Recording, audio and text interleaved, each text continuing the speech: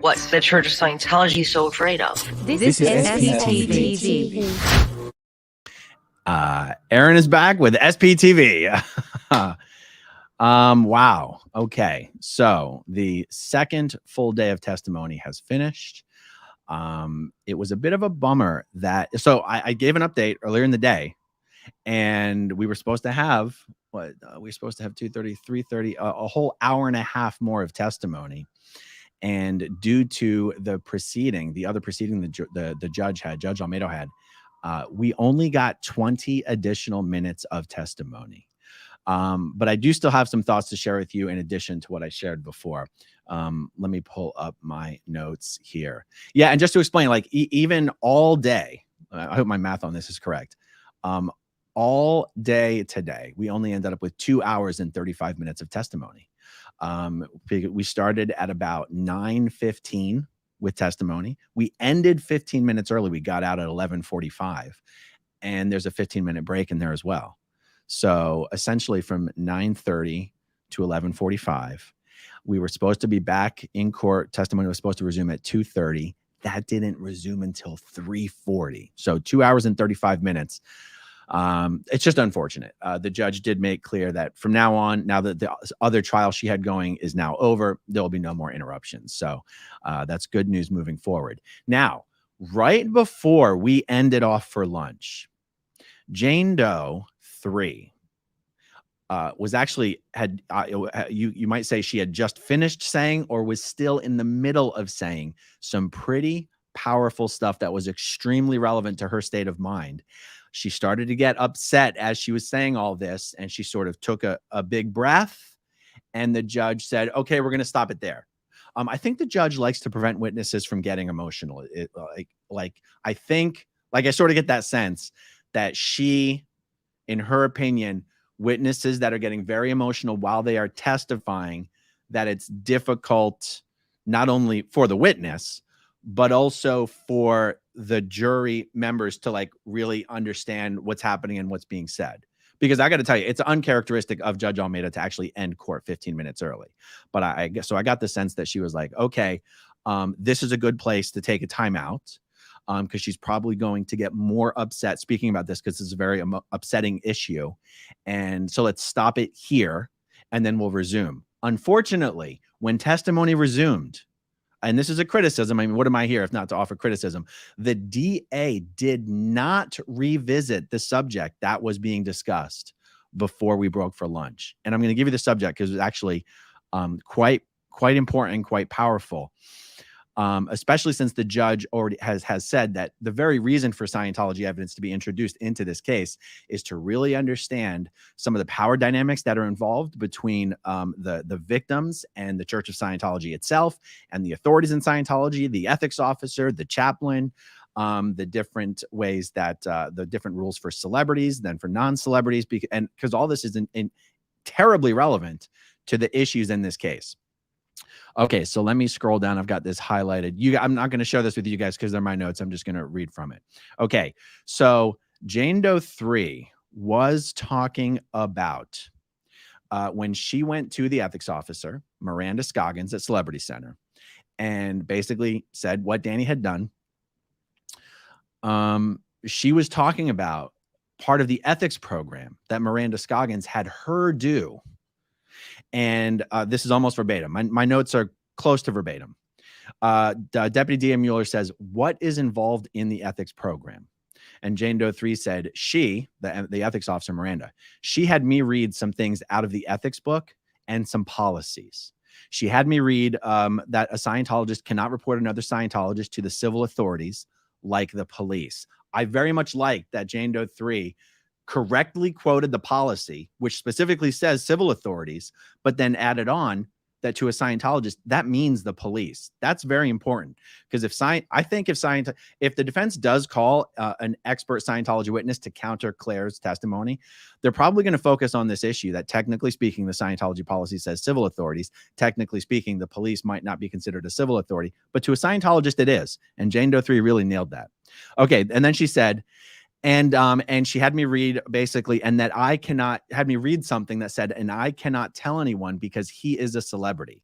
And she also showed me a policy called ethics protection, that if you are an upstat and if you get a report, you are to file that report with a yawn and to investigate the person who submitted the report. That is almost an exact quote. Jane Doe 3 nailed it. That is almost an exact verbatim quote from the policy letter called ethics protection. And then she started to get emotional. And this is actually the first time in her whole testimony that she was actually speaking at length uninterrupted. Usually when she starts to speak at length, the defense will object that she's doing more than just answering the question, and those objections have been sustained. But this is the first time she actually spoke at length without being interrupted by the defense, and she was starting to get on a roll. Like, the more she spoke about this, the louder she got. I'm going to say the angrier she got. Okay. So she showed me a policy called ethics protection. That's fine. She said that. And then she showed me the high crimes, the list of high crimes, that it would be an offense to report Danny and to demonstrate it with a demo kit. Now, she started using Scientology terms here that weren't defined. The DA didn't jump in and just shortly, and I know the jury didn't know what the hell what Jane Doe 3 was talking about here, because nobody would. And then the judge said, we're going to take a break there for lunch. And then it never got revisited. Okay. So Jane Doe 3 goes, so I read the high crimes. It would be an offense to report him. And she asked me to demonstrate it with a demo kit to show that I understood what I was reading. She goes, so that you have to fully know what it says, and you have to do everything it says. I got to pass while doing the demo of what would happen if I told other Scientologists that Danny R-worded me. And I had to read that the handling for an SP is fair game, where you destroy the person. So I understood it, and I got to pass. I guarantee you the jury has no fucking idea. Shit. Am I allowed to say that? Yeah, we're a few minutes in. What she's talking about. Because she didn't have an opportunity to define some of those terms, and it was never revisited. And I hope the DA takes the opportunity to revisit it tomorrow. This is so powerful. This, to me, is the crux of why Scientology, this is the perfect example, the case study in why Scientology evidence is being allowed into this case. Here's what she's talking about. In Scientology, part of their study tech is to use this thing called a demo kit. And to me, in my experience, this is the most worthless part of all of Scientology study tech. In 30 years, I never found the demo kit to be of any use whatsoever. It's a nuisance. A demo kit is a little collection of odds and ends and scraps, erasers, paper clips, pen caps, pebbles, marbles, little nicky-nacky things. And you're supposed to use these little objects and like animate them and move them around, almost as if you're acting out an idea to show someone that you understand what you just studied. A demo kit. If you walk into any Scientology course room, every table probably has 3 demo kits on it. Every student that's studying is supposed to have a demo kit, and they're expected to frequently use them while they're studying. You're supposed to read a paragraph and go, oh, let me fiddle around with these pieces and make sure I understand. It's so freaking stupid, but it's a mainstay of Scientology study tech. So what she was talking about here is, and this is one of the ways that Scientology authorities will enforce a particular understanding of a reference or an interpretation of a reference, even if strictly speaking, that's not what it said. For example, revisiting what we said a moment ago, strictly speaking, the Scientology policy says you cannot report a Scientologist to the civil authorities. You won't actually find a sentence that says may not report to the criminal authorities. But Scientologists don't differentiate between civil authorities and criminal authorities. It's the same thing. This is how the ethics officer would enforce that interpretation, that understanding. Now, demonstrate for me. This is literally how it's done. Oh, good. You've read that policy. Now, demonstrate for me what would happen if you reported Danny to the police. And if she didn't demonstrate it correctly, the ethics officer would say, that's a flunk, restudy that paragraph. Good. Now demonstrate for me again what would happen if you reported Danny to the authorities, or if you told any other Scientologist that Danny had R-worded you. That is precisely what Miranda was doing with Jane Doe 3. The jury has not yet had an opportunity to truly understand that that's what was happening. Okay. Now I want to point something out because, the notes that have been published earlier in the day about these proceedings were patently incorrect on this point. And I need to show I need to correct this, because these notes are the only way anyone has to be aware of the proceedings. You know, there's no live stream of these proceedings. There's no video cameras. There's nothing. Now, look, in the way this was reported earlier today, it said, and then she had me demonstrate what I had been reading. And they have a bowl with like little marbles and chess pieces so I could show I understood what I was reading. Jane Doe 3 is speaking very fast. At one point, she says she was holding a pawn to represent Masterson, and she was a pebble, and she was showing that he had R-worded her, and she got a pass on it. She was speaking very loudly and emotionally and fast as she tried to convey how ridiculous the situation was, that Scientology was requiring her in this ethics program to demonstrate that she had been R-worded by Danny Masterson using small items to illustrate it. Guys, I can't stress this enough. That is absolutely not what she testified to. She absolutely did not testify that she was being asked to demonstrate that Danny had R-worded her. That's the exact opposite of everything the ethics officer was trying to impart to Jane Doe 3. The ethics officer had told her it wasn't possible for her to have been R-worded because they were in a relationship. What Jane Doe 3 testified she was being asked to demonstrate is what would happen to her if she reported Danny to the authorities, and what would happen if she was declared an SP and was declared fair game. And there was a part where she was talking about holding a marble and holding a chess piece, and she was talking about demonstrating the concept that she would basically be destroyed if she committed these suppressive acts. It's a big and it's an important difference. There is another thing that I wanted to, I guess I'll say, criticize. All this Scientology stuff to non-Scientologists, and every member of the jury is not a Scientologist, can be very confusing. There was a question the DA asked that I believe he failed to get answered. And I think this is an example of something that would, if I was on the jury, would be critical to my correct understanding of how these things rolled out. Jane Doe 3 dealt with two different people at the Celebrity Center who happened to be married. Miranda Scoggins was the ethics officer, and Chris Scoggins was the chaplain. There was a point here in the testimony where DA Mueller asks her, did you speak, were you dealing with the chaplain and speaking with the chaplain about these things before or after you spoke to the ethics officer about all of these things? And she says, after. And he goes, why were you speaking to the chaplain about these things?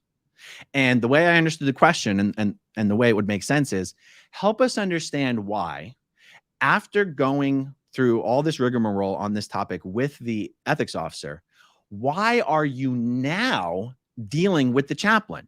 Not what were you hoping to accomplish with the chaplain?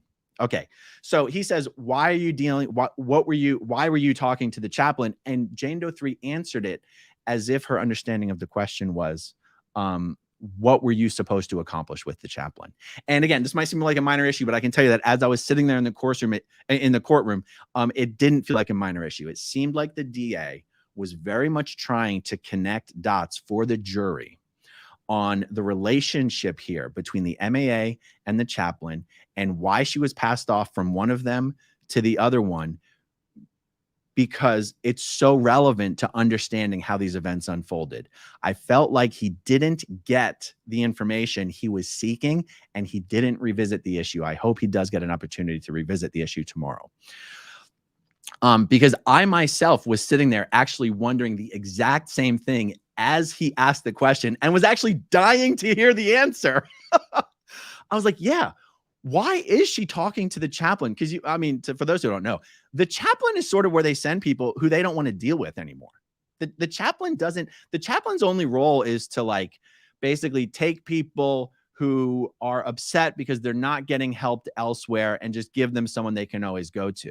And you're like, yeah, but the chaplain's wife is the one who was dealing with Jane Doe 3 before. How did she go from dealing with the ethics officer, who's the wife of the chaplain, to being handed off to the chaplain? Anyway, I was asking myself the exact same question. The DA asked the question, but he didn't get that specific question answered. So anyway, I hope they revisit that. Let me see. Okay, I covered that. The demo to the authorities. Why did you meet with the chaplain? Terms of the breakup. So there was an interesting part in this testimony, and this is part of this I might just chalk up to me not truly understanding how everything works over the Celebrity Center. See, Celebrity Center is its own world. Jane Doe 3 started talking about this thing where when she finally decided to break up with Danny, it was when she herself had already been working on her own ethics program for like over a month. And she was at the tail end of the program. And she had a conversation with Danny where she goes, Danny, are you actually going to do any ethics program about what has happened? And he's like, no, I'm not. I have ethics protection. I'm flourishing and prospering. And she said, yeah, that's the point where I said, okay, we're done. And then she said, we went to the chaplain to iron out the terms of our breakup. Now, guys, I have never heard of Scientologists who are not married involving church officials in ironing out a breakup agreement. And like I said, my feeling that the DA needed to explore this a little further might just purely come from the fact that, well, actually, let me just pause for a second. If I have questions about that, the jurors must as well.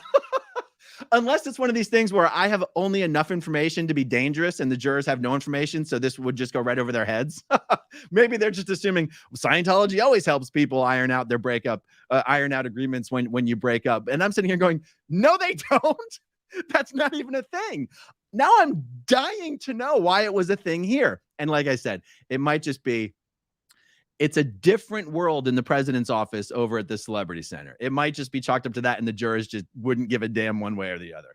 And maybe the DA doesn't even know. Maybe the DA does not know that it's not normal for the chaplain to put out a written breakup agreement that seemed to include a clause. Well, Jane Doe 3 said it also included a clause that she wouldn't sue him for any reason.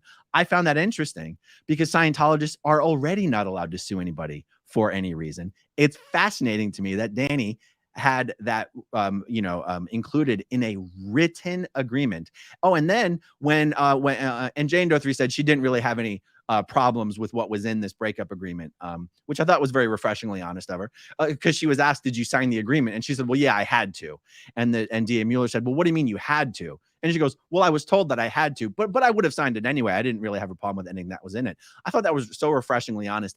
There have been so many points in Jane Doe 3's testimony where it has been very clear that she is going out of her way to not accidentally say something wrong.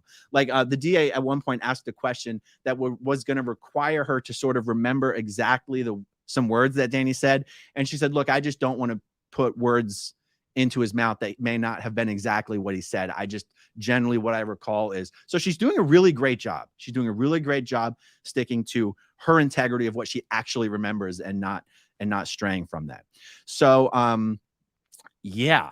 Let me see. Anything else here in my notes that I just wanted to touch on that that really might be it for now, you guys, and no reason to beat it to death. We're going to have plenty of opportunities to do more updates. I am in a little bit going to do sort of a conference with my attorney friend, Zach Morgan, to get his professional opinion on some of the things that I've opined on here. But yeah, guys, by the other trial that Judge Almeida had going on, that because we thought court was going to resume today at 2:30. So we show up at 2:30 and she's still doing a hearing for the previous trial. So I sat in on that hearing for like an hour and a half. It was like a gang murder case.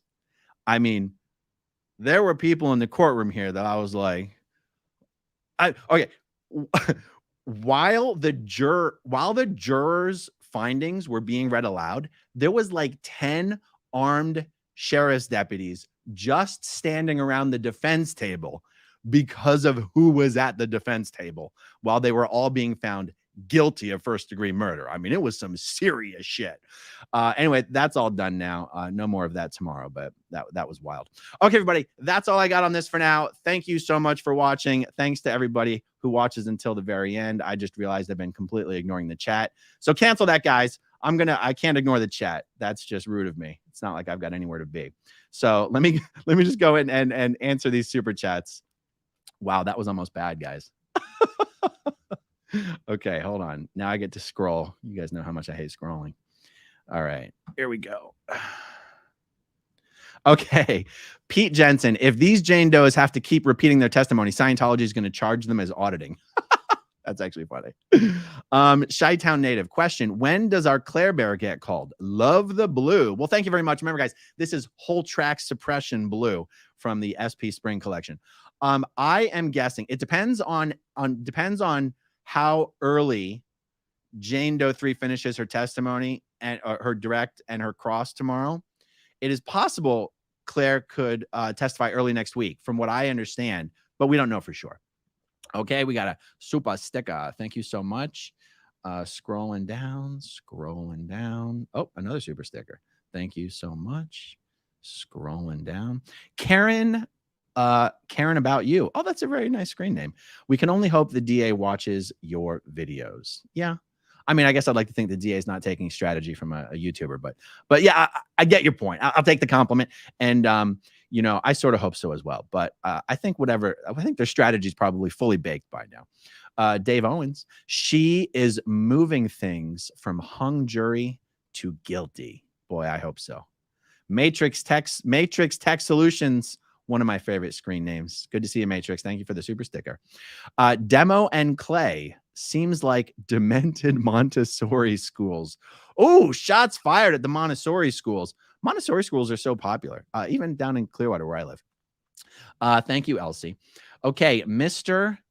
Elron Justice. Your noble goal of reaching Scientologists in a way that won't immediately make them defensive, like the critical websites you saw just before you left, is undermined by your brand name, SPTV.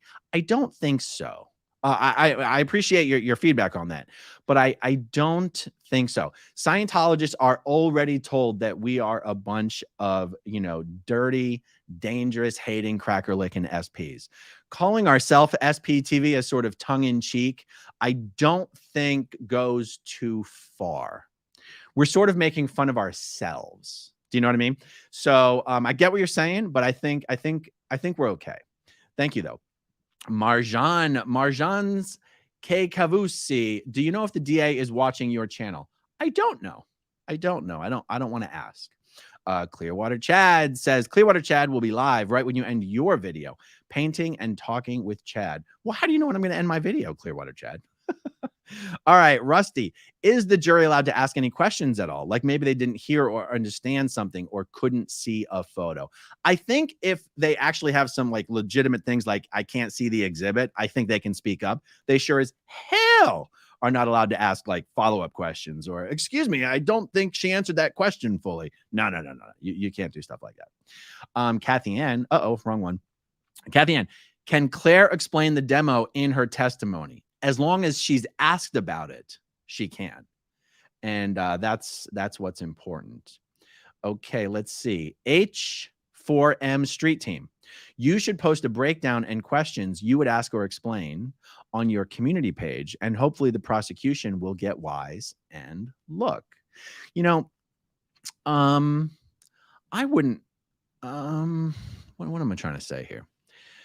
This is the second time the prosecution is doing this trial. Anything they're going to do right or wrong, they're probably going to do right or wrong regardless. You know what I'm saying? That's kind of how I feel about it. All right, Liam Mullen. Question: if you were the ethics officer, would you have done what Miranda did regarding Jane Doe 3, trying to understand if Miranda's action was excessive or typical? Liam, excellent question. The ethics officers in Scientology today are almost directly run by the Office of Special Affairs and RTC, meaning they get their orders on how to handle certain legal issues, things that Scientology considers a threat to itself as an organization.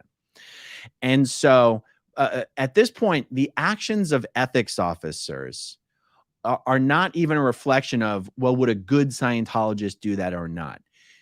You're on that job because you've been trained to do it a particular way and are following orders. So because that is the case, I would have to just answer this question honestly. If I were on post as an ethics officer, I would be following orders from OSA and RTC. And if they are under orders to, and they are under orders to make sure people understand that civil authorities means police, then yes, 100%. When I was a Scientologist, I knew damn well you weren't allowed to report people to the authorities, and I was 100% okay with that. So if I was on the ethics officer post, I would have zero problem making sure another Scientologist truly understands that you're not allowed to do that. Everything is supposed to be handled internally. And actually, there is a part of the testimony where, and I'm just going to refer back to my notes here real quick, where Deputy DA Mueller specifically asked, so at this point in time, did you have a thought of going to law enforcement? And she said, I wouldn't. It's a high crime in Scientology. I just wanted him to get help. And DA Mueller said, did you feel that by reporting him to the Scientology authorities, he would get help? And she said, yes. And he goes, what kind of help were you looking for him to get? And she said, just that he would stop doing these things. Now, I thought that Mueller was trying to get her to say, yeah, but what specifically were you hoping Scientology was going to do with him to get him to stop doing these things? But it's possible that Jane Doe 3 just doesn't actually know. Like Jane Doe 3 is not like, it's not like she's like tech trained or ethics trained in Scientology or whatever. She might not actually even know, other than just an ethics program, what is it that they would do with Danny? It's not like Jane Doe 1, who's kind of an expert in Scientology because she was born and raised in it and was in the Sea organization, all this stuff. That's not true for Jane Doe 3. So my point here that I'm making and even reading that little excerpt is that even Jane Doe 3 was acknowledging and saying on the record that she did feel she was doing what would actually result in Danny getting the help he needed, and that reporting him to the authorities not only was out of the question, but wouldn't be what would get Danny the help that he needed. So that's a pretty long way of saying, yeah, I'm pretty sure I would have done exactly what Miranda did. Chris M. Oh my goodness. Chris M. Hey, Aaron, this is Chris from the cruise. Wanted to help out with some of your travel expenses for your SPTV assignment. Hope all is well. Well, that is just awesome. Thank you so much, Chris. That is very generous of you. So, I don't know, the other week, a couple months ago, my family, the Headley family, the Rinder family, and some other friends went on a big cruise vacation, and we ran into Chris. We met Chris and his family on the cruise. So thank you, Chris. Thank you so much. Southern Mama with a super sticker. Thank you so much. Hopper, who else is in the jury pool besides you and Tony? There's some other journal. The only one I know by name is Lisa with ABC 7. The others I just know by face. I don't know their names. I'm not a very chatty Cathy. I'm not there to make friends or whatever. So I haven't spoken to anybody other than Lisa at ABC 7. But there's 5 or 6 others. There was more there yesterday. Today there was maybe only 4 people, like me, Tony, and maybe 2 others, maybe 3 others. So not a lot. But I think the New York Times or the LA Times ran a piece about it yesterday. So they were there yesterday. All right, let's see. Seeker 0628. Think Bijou might wise up with a guilty verdict? Oh, hell no. Bijou's fully drunk the Kool-Aid. Bijou herself is an abuser. And that's a general term. Bijou herself is someone who has at alternating times been both a perpetrator and recipient of the type of abuse that Danny is on trial for. I don't expect her to wise up at all. But thank you for the question. 86 GOP. Thanks for your great work in keeping us updated on this case. Well done. Well, thank you so very much. I'm doing my best. Kaliko26. If a Sea Org member did what Danny did, would it be handled the same way? Oh, hell no. If a Sea Org member did what Danny did, the Sea Org member would be RPF'd, beached, or declared.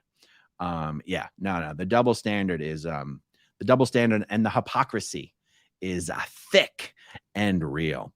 All right, everybody. Well, that truly is the end of this video. Stay tuned, guys. Hit that like button. Hit that subscribe button. It does actually help me out, and I'll talk to you guys soon. Okay, if you want to see my rock and roll songs, click right on this guitar.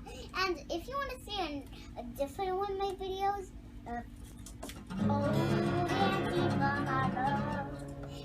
then you could click right